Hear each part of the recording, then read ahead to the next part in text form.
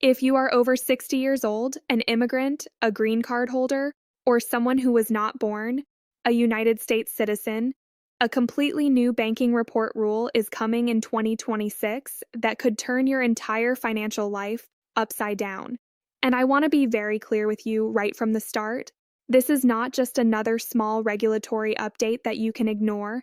This is a fundamental change in how the United States government tracks, monitors, and enforces rules about foreign bank accounts. And it specifically targets seniors and immigrants in ways that have never happened before. Imagine this scenario for just a moment. You have a small savings account in your home country that you opened decades ago. Maybe it has $8,000 in it. Maybe you use it once a year when you visit family. Maybe you have not even thought about it in years because the amount is so small. You have been filing your taxes honestly every single year, and you assumed that because this account is tiny and you rarely touch it, it does not matter to the IRS or to any other government agency. Then one day, in 2027, you receive a certified letter. It is from FinCEN, the Financial Crimes Enforcement Network. The letter says you failed to report a foreign financial account. The penalty is $30,000. Your bank accounts in the United States are frozen pending investigation. And if you are in the middle of applying for citizenship or trying to renew your green card, your entire immigration case is now in jeopardy. That scenario is not made up to scare you. Under the new 2026 rules, situations exactly like this are going to become shockingly common unless people understand what is changing and take action right now. The good news, and I really mean this, is that nothing in this video is designed to frighten you unnecessarily. The entire purpose of what I'm about to share with you is to prepare you. If you know what is coming, if you understand the new requirements, and if you follow a few straightforward steps, you can protect yourself completely. You can avoid penalties, avoid audits, and avoid any problems with your immigration status. Over the next several minutes, I am going to walk you through exactly what this new banking report rule is, who it affects, why seniors and immigrants are being singled out, and most importantly, what you need to do right now to stay safe. By the time you finish this video, you will know whether these changes apply to you, and you will have a clear action plan that you can start implementing today. So take a deep breath, try to relax, and let's go through this together, step by step. I have spent years helping seniors, immigrants, and green card holders understand complicated United States financial regulations and immigration rules in a way that actually makes sense. I know from personal experience how overwhelming banking and tax regulations can feel, especially when you are dealing with retirement on a fixed income, or when you are navigating the stress of immigration paperwork while trying to build a new life in America. Most people just want to follow the rules, support their families, and live their lives in peace.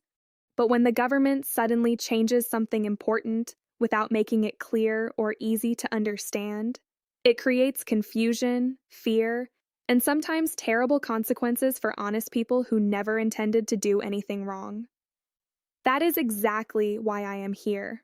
My goal is not to use legal jargon or technical language that makes you feel stupid. My goal is to explain these new rules in plain, simple English so that you can make informed decisions about your own situation. I promise you by the end of this video, you will understand exactly what is happening and exactly what you need to do. So let's get started. First, let's answer the most important question.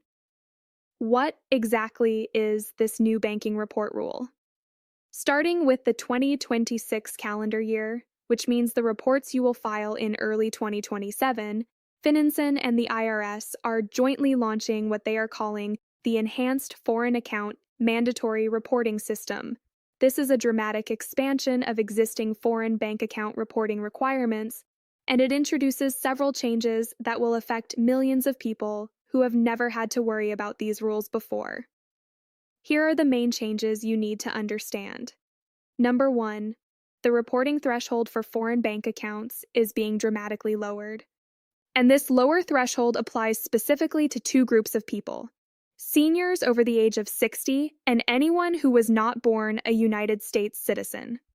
Under the old system, you only had to report foreign bank accounts if the total combined value of all your foreign accounts exceeded $10,000 at any point during the year. That threshold is staying in place for younger people who were born in the United States. But for seniors over 60 and for immigrants, the new threshold drops to just $5,000. In some cases, depending on your immigration status or citizenship application timeline, it could drop even lower to as little as $3,000. Number 2, the definition of what counts as a foreign financial account is being expanded. It is no longer just regular checking and savings accounts.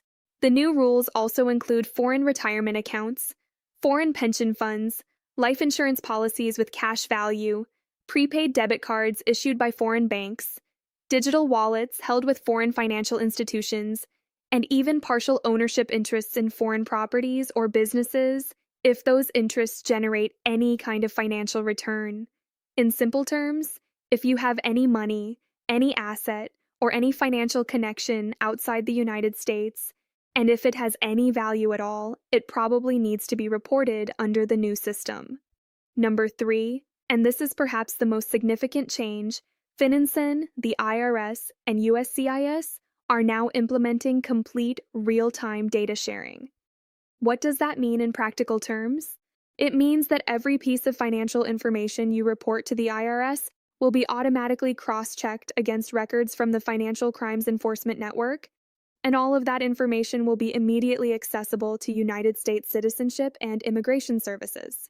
If there is any inconsistency, any missing information, or any account that appears on one agency's records but not on another, the system will generate an automatic notice. In many cases, it will trigger an immediate investigation. There is no longer any possibility of something slipping through the cracks or being overlooked because it seemed too small to matter. Number 4, the new system eliminates almost all exemptions that used to exist for small accounts, inactive accounts, or accounts that are jointly held with family members. Under the old rules, many people were able to avoid reporting certain accounts because they fell into special categories. Those categories are disappearing. Starting in 2026, if you meet the age or citizenship criteria, and if you have any foreign financial connection above the new lower thresholds, you must report it. Period. There are no exceptions for accounts you rarely use, accounts you share with aging parents, accounts you opened decades ago and forgot about, or accounts that only hold a few thousand. Now, I know what many of you are thinking. You are thinking, why are seniors and immigrants being singled out? Why is the government creating different rules for different groups of people? The official explanation from FinCEN and the IRS is actually quite straightforward, even if it feels unfair. According to multiple government studies conducted over the past 5 years, seniors over 60 and immigrants are the two demographic groups most likely to have unreported foreign financial accounts. Not because they are trying to hide anything, but simply because they do not understand the reporting requirements. Let me explain the reasoning behind this. Seniors, especially those who are now in their 70s, 80s, or 90s, often lived very internationally mobile lives. Many retired abroad for periods of time and then returned to the United States. Many worked overseas during their careers and accumulated savings or pension benefits in other countries. Many maintained bank accounts in their countries of origin to make it easier to visit family, pay for medical care, or handle estate matters. From their perspective, these accounts are just practical conveniences. They are not trying to evade taxes or hide money. They simply never realized that United States law requires reporting of worldwide financial assets, regardless of where those assets are located or how small they are. The same pattern applies to immigrants and green card holders. Millions of people who move to the United States maintain financial ties to their home countries. They keep bank accounts open to support elderly parents. They hold on to small retirement savings from jobs they had before immigrating. They own partial interests in family homes or small businesses. They may even receive modest pension payments from foreign social security systems. To them, these financial connections have nothing to do with their lives in America. But under United States tax law, they absolutely do. The problem is that many immigrants simply do not know this, especially if they came to the United States later in life, or if English is not their first language. So instead of continuing to rely on people to somehow discover obscure reporting forms on their own, the government has decided to make it impossible to miss. By lowering the threshold specifically for seniors and immigrants, and by placing new mandatory questions directly on standard tax and banking forms, FinCEN and the IRS are essentially eliminating any excuse of "I did not know." And by creating automatic data sharing between agencies, they are making it nearly impossible for unreported accounts to remain hidden. Now, before we go any further, I want to pause for just a moment. If what you are hearing right now is new information that concerns you, please take 1 second to like this video. The reason I ask is simple. The more people who like and share this video, the more seniors and immigrants will see it before they accidentally get themselves into serious trouble. These rule changes are complicated, confusing, and the government is not doing a good job of explaining them in ways that ordinary people can understand. So, by liking and sharing, you are literally helping to protect people in your community. Thank you. Now let's talk about how these new rules affect different groups of people. Because the impact is not exactly the same for everyone. If you are a senior who was born in the United States and who has always been a United States citizen, you might be thinking this does not really apply to you. But that assumption could be very dangerous. Under the new requirements, any person over the age of 60 who has any foreign financial connection will be required to answer enhanced reporting questions on their annual tax return.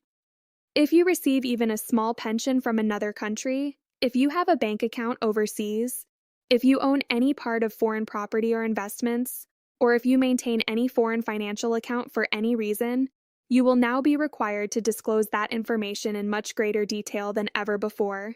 The IRS is no longer treating foreign assets as something that only wealthy people need to worry about. Under the new system, even a small dormant account with $3,000 in it will trigger reporting requirements if you are over 60.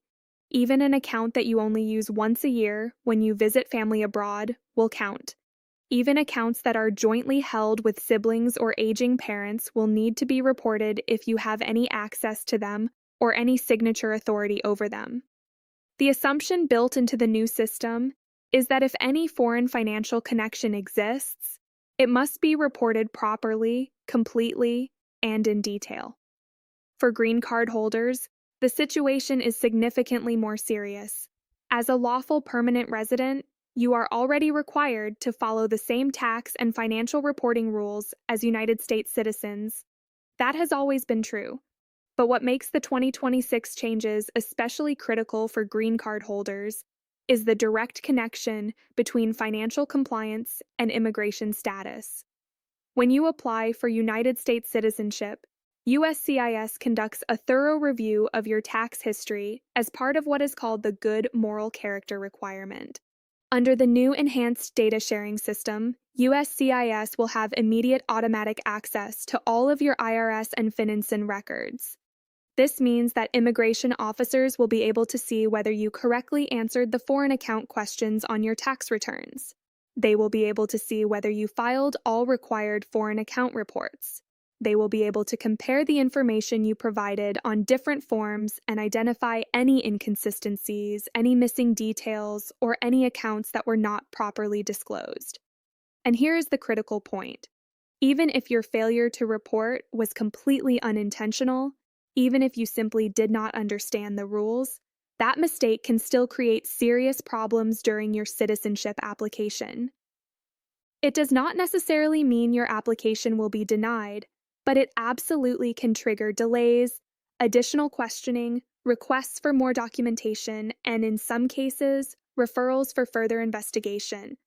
In the most serious situations, repeated or significant failures to comply with financial reporting requirements can be used as evidence that you do not meet the good moral character standard, which can result in denial of citizenship. That is why green card holders need to be extremely careful, extremely thorough, and extremely proactive about complying with the new reporting requirements once they take effect.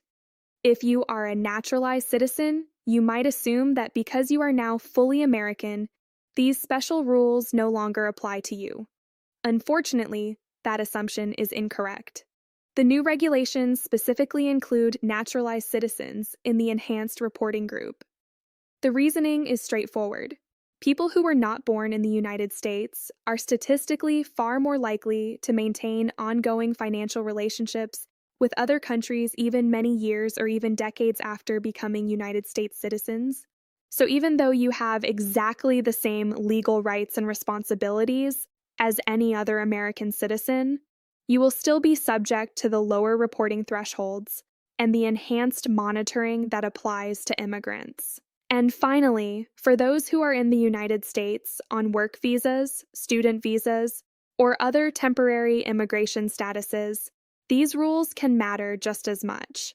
If you meet the substantial presence test for United States tax purposes, which most people on long-term visas do, then you are required to file United States tax returns and comply with all financial reporting requirements. For visa holders who hope to apply for green cards in the future or who may eventually want to become citizens, your tax compliance history matters enormously.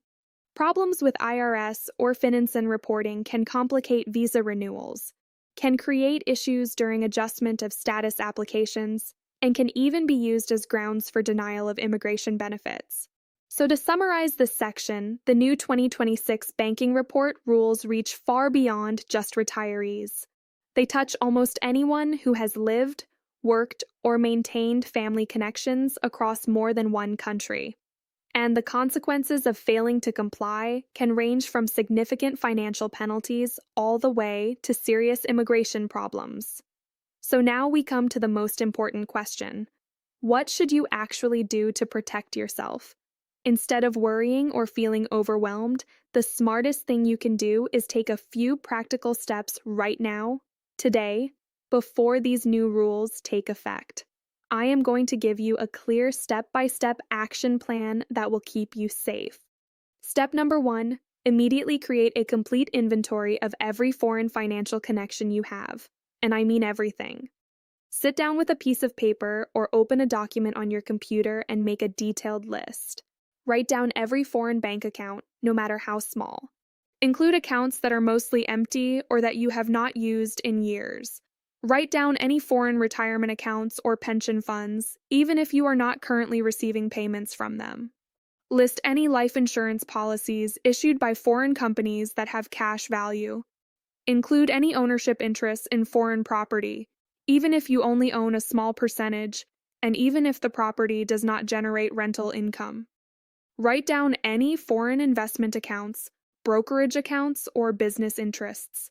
For each item on your list, record the name of the financial institution, the country where it is located, the approximate account balance or value, and whether the account is in your name alone or jointly held with someone else. If you have old statements or documents, gather them and keep them together in one place.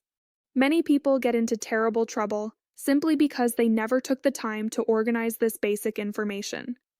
Doing this one step now, while you still have time, can save you from enormous stress, massive penalties, and potential immigration problems later. Step number 2, review your past FBAR filing history immediately. The FBAR, which stands for Foreign Bank Account Report, is not a new requirement. It has existed for many years. The rule is simple.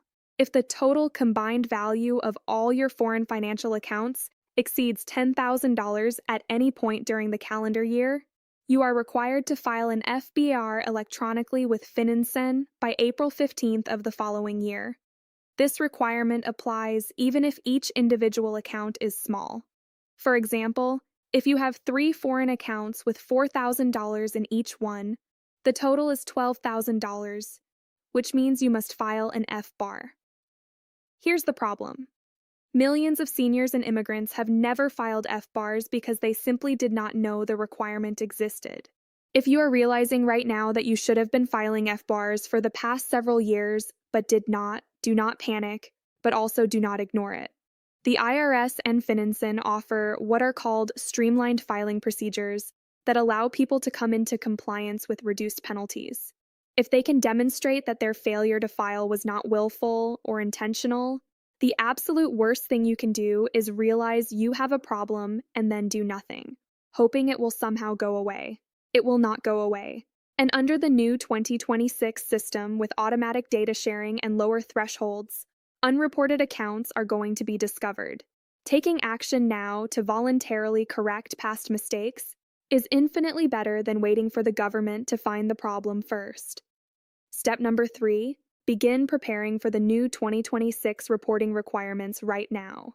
Because the thresholds are dropping to $5,000 or lower for seniors and immigrants, many people who have never had to file detailed foreign account reports before will suddenly be required to do so. If you believe your foreign financial assets might exceed the new lower limits, start collecting documentation immediately. This means gathering bank statements, account balance confirmations, and records that show the highest value of each account during the year. You will also need to convert foreign currency amounts into United States dollars using the appropriate exchange rates for the dates in question. This can be time-consuming and complicated, especially if you need to contact foreign banks or financial institutions to obtain old records or balance confirmations. Waiting until the last minute during tax season will make this process incredibly stressful and difficult. But if you start now, while you still have plenty of time, you can gather everything you need in an organized, methodical way without pressure or panic. Step number 4. Make absolutely certain that you are correctly reporting all foreign income you receive. This is especially critical for seniors who receive pensions, annuities, or Social Security type payments from other countries. Many people make the dangerous assumption that because their foreign income is already taxed in the country where it originates, they do not need to report it on their United States tax return. That assumption is almost always wrong. United States tax law requires you to report your worldwide income regardless of where it comes from and regardless of whether it was already taxed somewhere else. Some countries have tax treaties with the United States that can reduce or eliminate double taxation, but those treaties do not eliminate the reporting requirement. You still must disclose the income on your tax return in order to claim treaty benefits. Under the new 2026 rules, there will be specific mandatory questions on the standard tax return asking about foreign pensions, foreign Social Security benefits, and other foreign income sources. These questions will not be optional, and leaving them blank or answering them incorrectly will trigger automatic notices and potential investigations.